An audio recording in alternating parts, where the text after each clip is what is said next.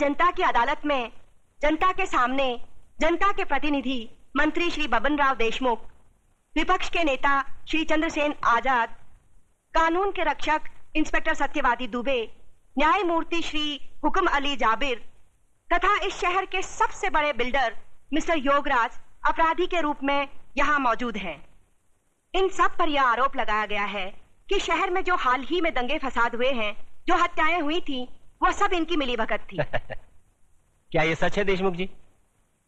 लोग आजकल राजनीति को, कानून को और पुलिस को गांधी जी के 3 बंदर कहते हैं। वो बंदर जिनके सामने सब कुछ होते हुए भी न कुछ सुनते हैं, न देखते हैं और न कुछ कहते हैं। देखिए साहब, हमारे यहां लोकशाही है और लोकशाही में हर किसी को कुछ भी पूछने का और कहने का पूरा अधिकार होता है। मैं आपकी इस बात से बिल्कुल सहमत नहीं हूं। अगर ऐसा होता तो दूसरे राज्यों की तुलना में हमारे राज्य में चारों ओर इतनी शांति कभी नहीं होती। अगर चारों ओर शांति होती तो पिछले दिनों हमारे शहर में जो दंगे हुए वो क्यों होते? साहब, ये सब विदेशी ताकतों का हाथ है, क्या करें। देखिए मंत्री जी, जब भी देश में कोई विपत्ति आती है तो हर मंत्री का आप ही जैसा जवाब होता है कि इसमें विदेशी ताकत का हाथ है। अब पिछले दिनों जो भूकंप हुआ था, क्या इसमें भी विदेशी ताकत का हाथ था? Order order, please maintain the silence. पर लोग तो कहते हैं कि इस विपत्ति में आपके साथ विपक्ष के नेता चंद्रसेन जी का भी हाथ था और पांव भी था। जी, ये सब बकवास है, इसको हम नहीं मानता है। अरे हमारा पक्ष का सिद्धांत अलग है, इसका पक्ष का सिद्धांत अलग है। हम लोग अलग अलग दल में रह के एक काम कैसा कर सकता है? ये सब गुंडा लोग का काम है, बात करता है। चंद्रसेन जी बिल्कुल ठीक कह रहे हैं। ये तो पुलिस को बिना मतलब बदनाम किया जा रहा है। नहीं, ये तो आप कहते हैं, पर लोग तो कहते हैं कि जब दंगे भड़के तब दंगे वाली किसी भी जगह पर पुलिस सही वक्त पर नहीं पहुंची थी। अरे यही तो अपनी पुलिस की असली निशानी है। जब सब कुछ खत्म हो जाता है उसके बाद पुलिस आती है।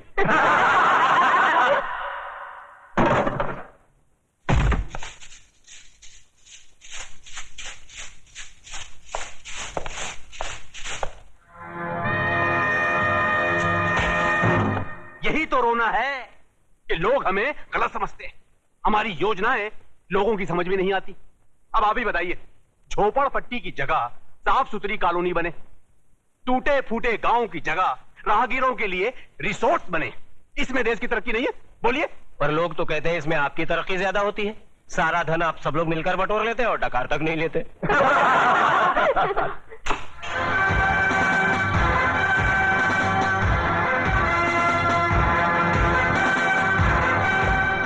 नेताजी और पुलिस वाले ने तो अपनी सफाई पेश कर दी। अब जज साहब, आप और योगराज जी अपनी सफाई में कुछ पेश करना चाहेंगे? ऐसे मामलों में लोग अगर कानून के रखवालों पर शक करने लगे तो फिर सफाई में कुछ कहना क्या?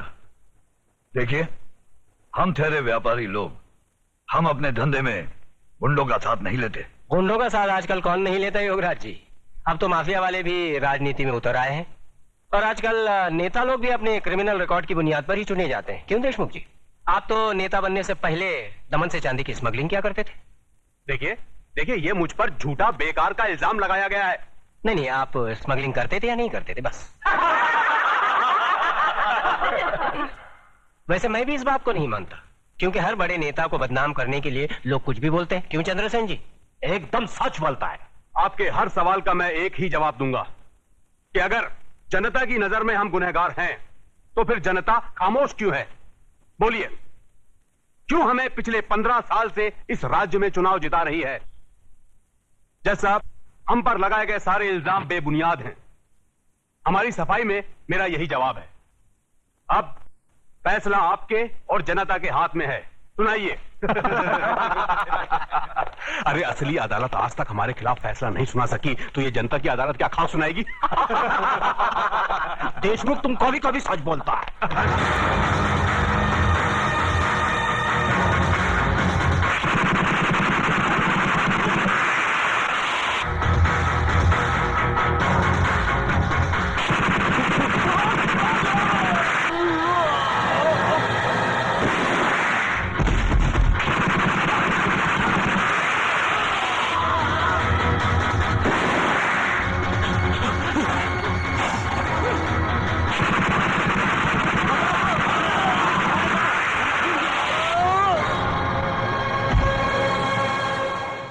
तुम्हें अपनी सफाई में कुछ कहना है? क्या कहना?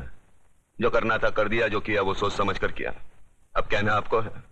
फैसला सुना दीजिए, मुझे मंजूर है।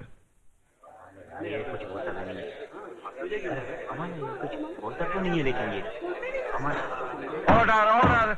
आज न्यायमूर्ति श्री विश्वनाथ सिंह ने अदालत में मंत्री श्री बबन राव देशमुख, विपक्ष के नेता श्री चंद्रसेन आजाद, न्यायमूर्ति श्री हुकम अली जाबिर, इंस्पेक्टर सत्यवादी दुबे, प्रख्यात बिल्डर योगराज और कुख्यात सरगना चतुर सिंह चिता के कातिल प्रताप नारायण तिलक को फांसी की सजा सुनाई।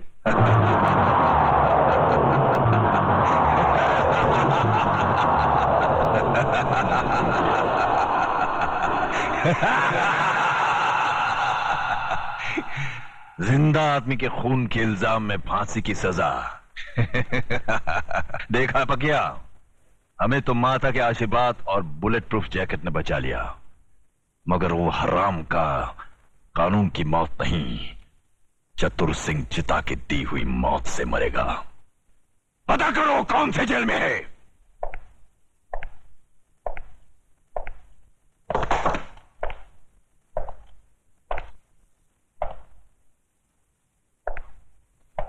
प्रताप, तुम्हारी फांसी का दिन मुकर्रर हो गया है। अगर कोई आखिरी ख्वाहिश है तो बता दो, वो भी पूरी कर दी जाएगी। यहां ऐसे घुटन सी होती है। मैं इन चार दीवारियों में मरना नहीं चाहता। मुझे वहीं फांसी दे दो, क्रांति मैदान में, सबके सामने, जहां से इस देश में क्रांति की शुरुआत हुई थी। यहां ऐसे मरो तो जरा ज्यादा मरो, इतना सा मरने से क्या फायदा।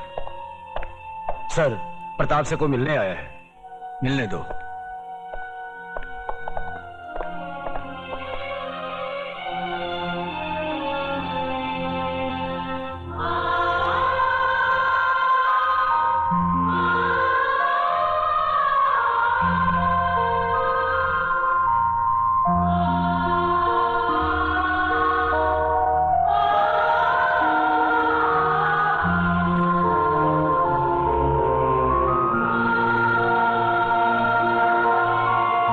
मां,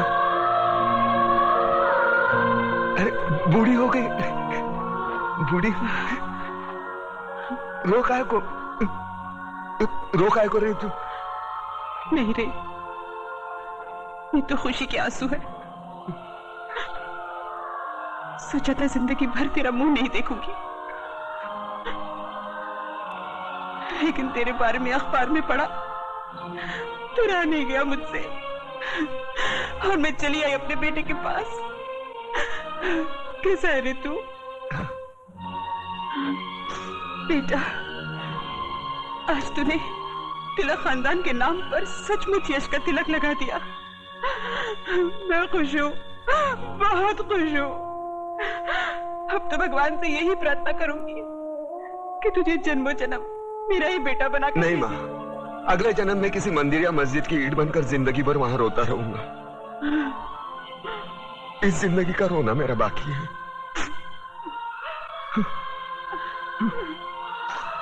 दुख सिर्फ इस बात का है, मैं तेरे लिए कुछ कर नहीं सका। नहीं बेटा, तूने बहुत कुछ किया, मुझे सब कुछ मिल गया। तेरे दादाजी की आत्मा को भी शांति मिल गई। बस अफसोस एक ही बात का रहेगा कि तिलक खानदान का दिया जलाने वाला कोई नहीं रहेगा, कोई नहीं रहेगा।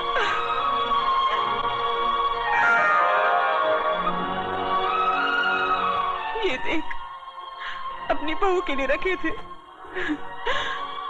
लेकिन अब तो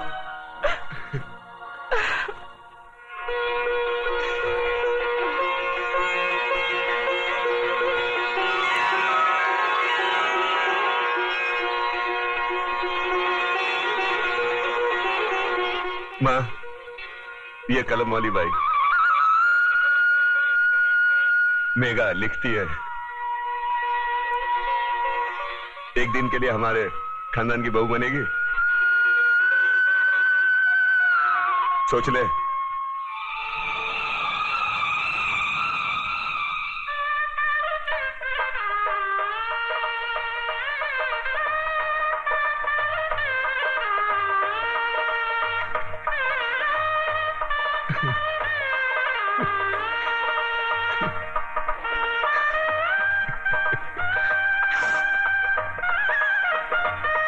आ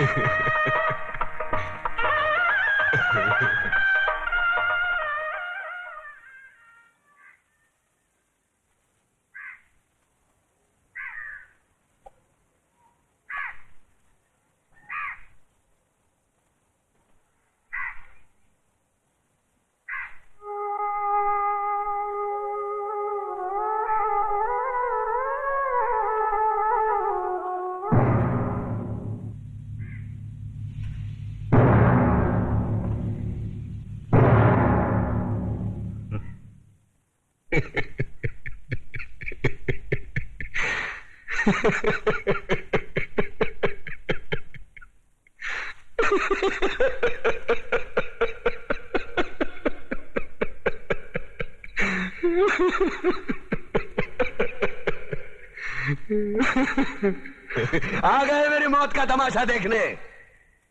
अब मुझे लटका देंगे, जुबान ऐसी बाहर आएगी, आंखें बाहर आएगी, थोड़ी देर लटकता रहूंगा, फिर ये मेरा भाई मुझे नीचे उतार देगा, फिर आप चर्चा करते घर चले जाओगे, खाना खाओगे, सो जाओगे।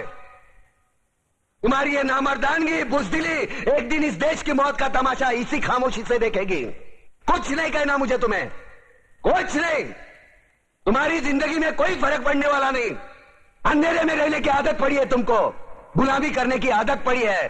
पहले राजा महाराजाओं की गुलामी की, फिर अंग्रेजों की, अब चंद गद्दार नेताओं की और गुंडों की। धर्म के नाम पर ये तुम्हें बहकाते हैं, तुम एक दूसरे के गले काट रहे हो। काटो काटो। ऊपर वाला भी ऊपर से देखता होगा तो उसे शर्म आती होगी, सोचता होगा मैंने सबसे खूबसूरत चीज बनाई थी, इंसान। इंसान नीचे देखा तो सब कीड़े बन गए, कीड़े। कीड़े रेंगते रहो, सटते रहो और मरो। आए और गए, खेल खत्म। क्यों जिए मालूम नहीं, क्यों मरे मालूम नहीं। कलम वाली बाई क्रांति लाना चाहती थी, कलम के जोर पर काले वर्तमान को खत्म करना चाहती थी। कौन समझा उसकी बात को? सब साले मुर्दे, जिंदा लाशें। किसे जगाती वो? मैं जाग गया, कुछ अच्छा काम करके जा रहा हूं, सुकून है। लेकिन ध्यान में रखना, तुम्हारी ये खामोशी कल तुम्हारे बच्चों के लिए रोना बन जाएगी। ये कानून वाले, वर्दी वाले नेता, इन्होंने अपना ईमान बेच दिया। एक दूसरे को जलाते वक्त तुम्हारा ईमान कहां गया था? भाड़ में।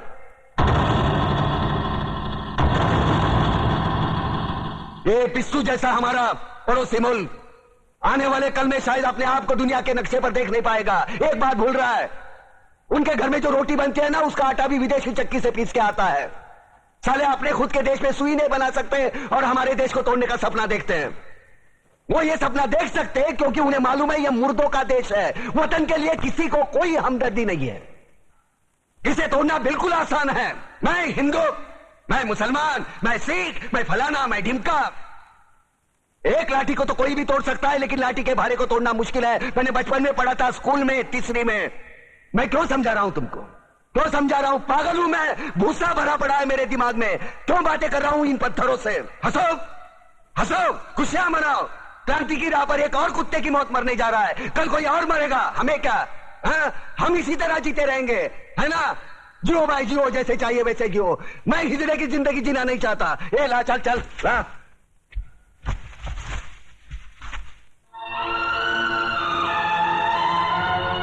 ठहरो, ये फांसी नहीं हो सकती। उन देशद्रोहियों के खिलाफ जो सरकार को सबूत मिले हैं, उससे साबित होता है कि प्रताप ने उनको मारकर देश का उद्धार किया है। इसलिए भारत के राष्ट्रपति ने उसकी सजा माफ कर दी।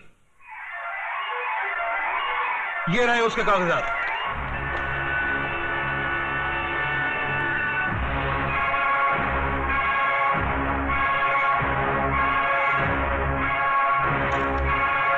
रोक दीजिए ये फांसी।